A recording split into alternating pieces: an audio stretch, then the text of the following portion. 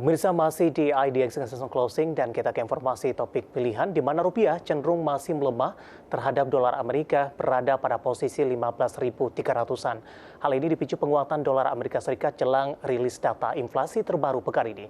Meski melemah, kinerja rupiah masih lebih baik dibandingkan mata uang negara Asia lainnya, namun tetap perlu diwaspadai mengingat sejumlah sektor rentan terhadap pergerakan nilai tukar rupiah, apalagi perusahaan memiliki porsi bahan baku impor yang cukup besar.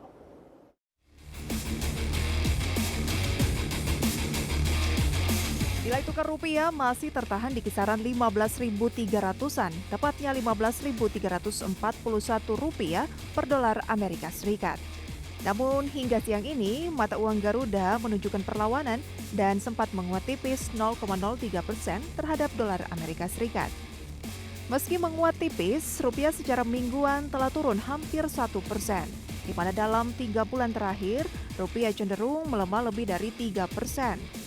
Pelemahan ini tidak hanya terjadi pada rupiah, tetapi juga sejumlah mata uang Asia lainnya dipicu dolar Amerika Serikat yang menguat, apalagi jelang data inflasi Amerika Serikat yang akan segera rilis pekan ini.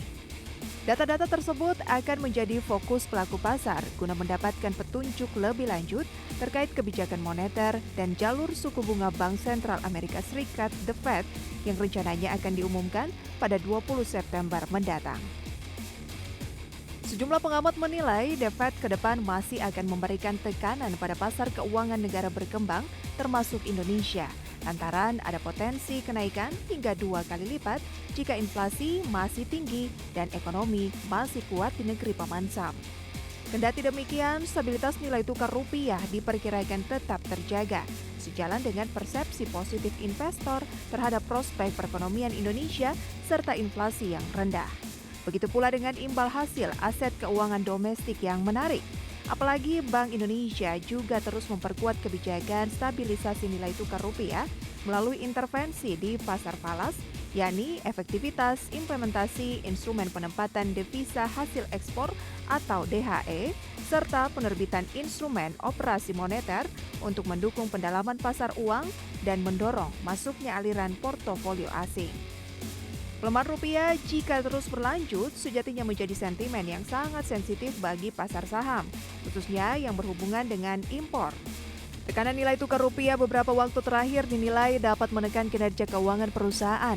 Beberapa sektor atau emiten yang akan terdampak dari masih lesunya rupiah. Pertama, yakni emiten farmasi. Emiten ini dinilai menjadi salah satu sektor yang paling rentan di tengah fluktuasi nilai tukar rupiah. Pelemahan kurs rupiah akan begitu sensitif bagi emiten farmasi, di mana lebih dari 50% bahan bakunya masih bergantung pada impor.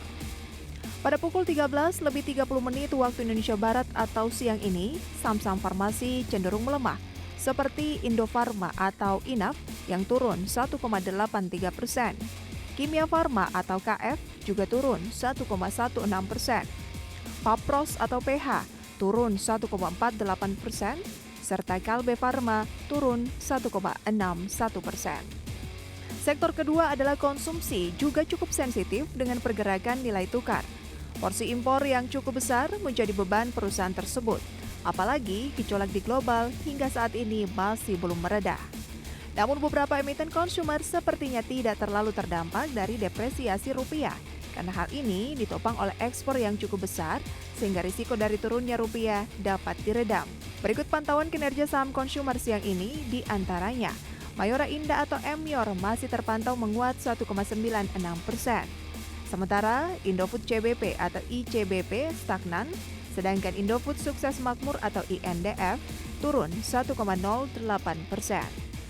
Secara jangka menengah, emiten konsumer sejatinya juga cenderung positif pada tahun ini, mengingat secara historis saham-saham konsumer cenderung menghijau ketika masa kampanye pemilu dimulai. Sektor ketiga yang sensitif terhadap rupiah adalah yang berhubungan dengan impor. Nilai kurs rupiah yang terus bergerak melemah tentu menjadi sentimen negatif bagi para emiten yang memiliki exposure besar terhadap nilai tukar. Untuk kriteria ini, ada 3 saham, yakni PT Era Jaya Swasembada atau ERA, PT Mitra Adi Perkasa atau MAPI, dan PTS Hardware atau ACES. Masalah yang dihadapi ketiga perusahaan ini hampir sama, kurang diuntungkan saat nilai tukar rupiah terdepresiasi karena porsi impor yang cukup besar. Pada perdagangan hingga siang ini, saham Era Jaya Swasembada atau ERA terpantau masih menguat 2,5%, sementara Mitra Adi Perkasa atau MAPI turun 2,39%, S Hardware Indonesia turun 1,32%.